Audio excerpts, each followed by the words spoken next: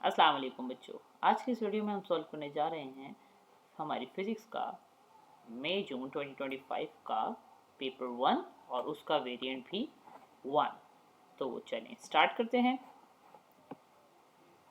Question number 1 है, which quantity has both magnitude and direction and is it a scalar quantity और a vector quantity. So first half of the question ने ही हमें explain कर दिया कि we have to look for a vector quantity, because जिस भी quantity का मैग्नीट्यूड भी होता है और डायरेक्शन भी होती है वो होती है एक vector quantity. Based upon this हमारी ऑप्शन ए और हमारी ऑप्शन सी तो वैसे ही रूल आउट हो गई। Now we have to pick and choose between B and D. So as we know कि मास तो एक स्केलर क्वांटिटी है, बट वेट क्योंकि एक फोर्स है तो it's a vector quantity. So answer is D. अब चलते हैं क्वेश्चन नंबर 2 की तरफ। The speed time graph shows part of the journey of a bicycle for a time of 10 seconds. So ये इन्होंने हमें एक ग्राफ दिया है जो कि एक स्पीड टाइम ग्राफ है जो हमें बाइसाइकिल का जर्नी शो करा रहा है 10 सेकेंड्स का। अब क्वेश्चन ये है, what is the distance that the bicycle travels in 10 seconds. So here we have to calculate the distance. अब distance calculate करने के लिए what we have to do? We have to measure the area under the curve. बच्चों simple सी बात है, जब भी आपको ग्राफ में डिस्टेंस फाइंड करना होगा आपको एक छोटा सा फॉर्मूला याद रखना है, that is area under the curve. और यहाँ पे जो हमारे पास एरिया अंडर द ग्राफ है वो ये पार्ट है। तो इफ यू लुक क्लोजली ये हमें एक ट्रेपीजियम की शेप दे रहा है। तो हम सिंपली यहाँ पे डिस्टेंस फाइंड करने के लिए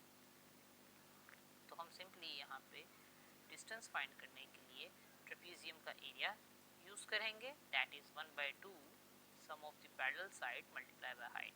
आपको यहाँ पर एरिया ऑफ ट्रेपीजियम भी लिखा हुआ नजर आ रहा है, आप उसको याद भी कर सकते हैं। So when we will equate these values कुछ आंसर हमारे पास यूँ आएगा, one side is 1, the other parallel side is equals to 4 and height is 10. So 5, then 5 multiplied by 5 answer would be, so our answer is 25 meter. Now move to question number 3.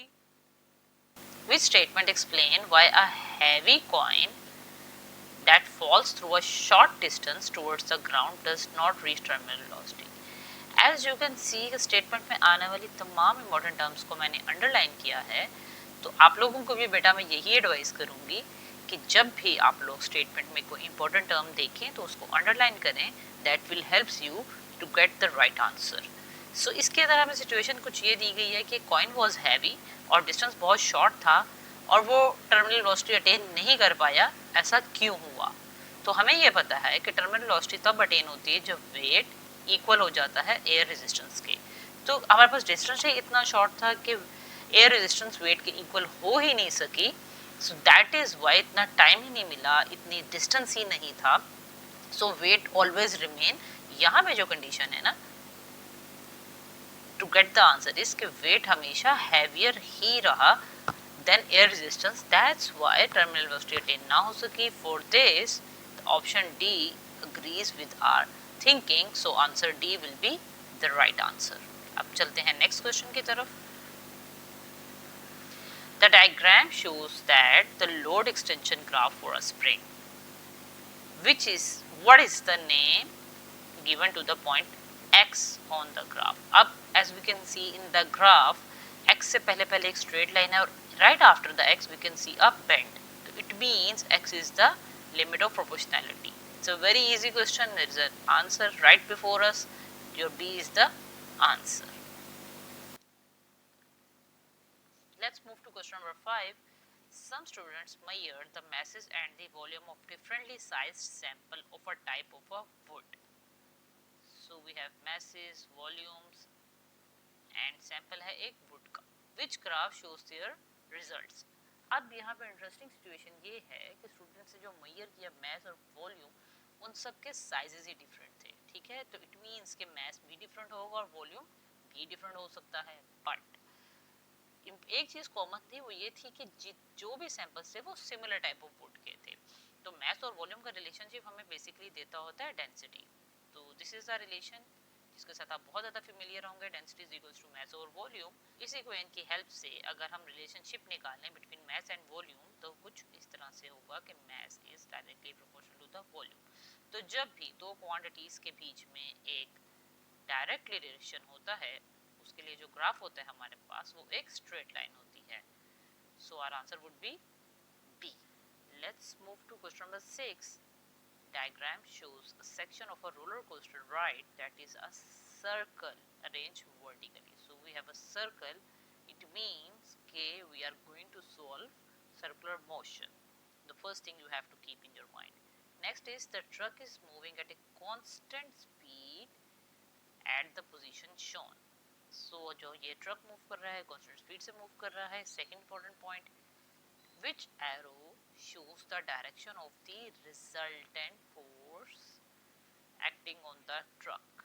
अच्छा, तो बच्चों यहाँ पे सबसे इम्पोर्टेंट बात ये है कि इन्होंने हमें कंडीशन तो दो तीन दी हैं बट सिंपली इतना सा पूछा है कि when an object is moving in a circle तो उस पे रिजल्टेंट फोर्स की क्या डायरेक्शन होगी। तो इसका एक सिंपल सा रूल है, जब भी कोई भी ऑब्जेक्ट सर्कल में मूव करती है तो हमेशा उसकी रिजल्टेंट फोर्स जो होती है वो सेंटर की तरफ होती है। तो out of A B C and D the only point that is directed towards the center position is D. So your answer is D. Let's move to question number 7. What is the unit for momentum? Very easy question. Momentum का unit हमें पता है, that is kg metre पर second. kg metre पर second square नहीं है, Newton metre भी नहीं है, न्यूटन मीटर स्क्वायर भी नहीं है। So answer is A. Let's move to question number 8. In a safety test, a car collides with a concrete block. The impulse exerted by the block on the car is 14,000 Newton second. This is your impulse. The collision with the block lasts for 70 milliseconds. So this is what? This is time. What is the force exerted on the car? So बच्चों उन्होंने हमसे force पूछी है, but if you remember the formula of the impulse is I is equals to F multiply with change in time. So if we equate the values, the impulse is 14,000, we need to find the force and the time is what? 70 milliseconds. 70 into 10 raised to power minus 3. So rearrange the values.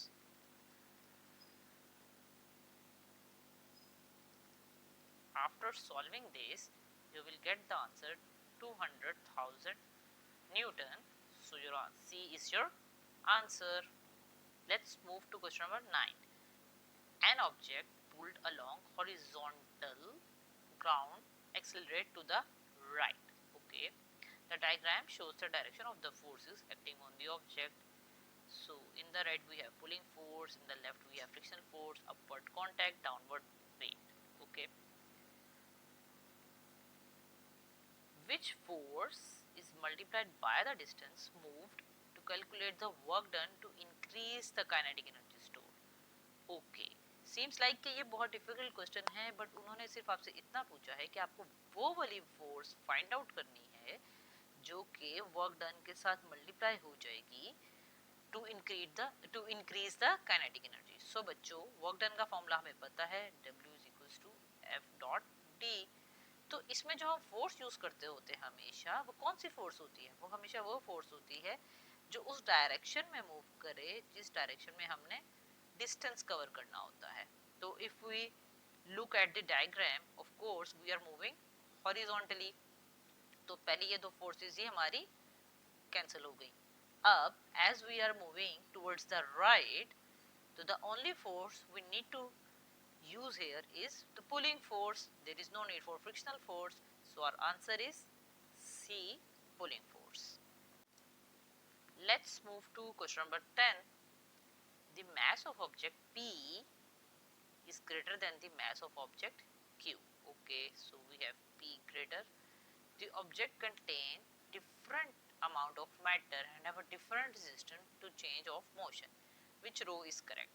So पहले हम इसी situation बना लेते हैं. We have mass of P is greater than mass of Q. अब which row is greater amount of matter and greater resistance to change of the motion. अब simple सी बात है, जिसका mass ज़्यादा है matter भी किस में ज़्यादा होगा, P में, और जिसमें mass और matter ज़्यादा होगा वो resistant भी ज़्यादा होगा towards the change. So A is your answer.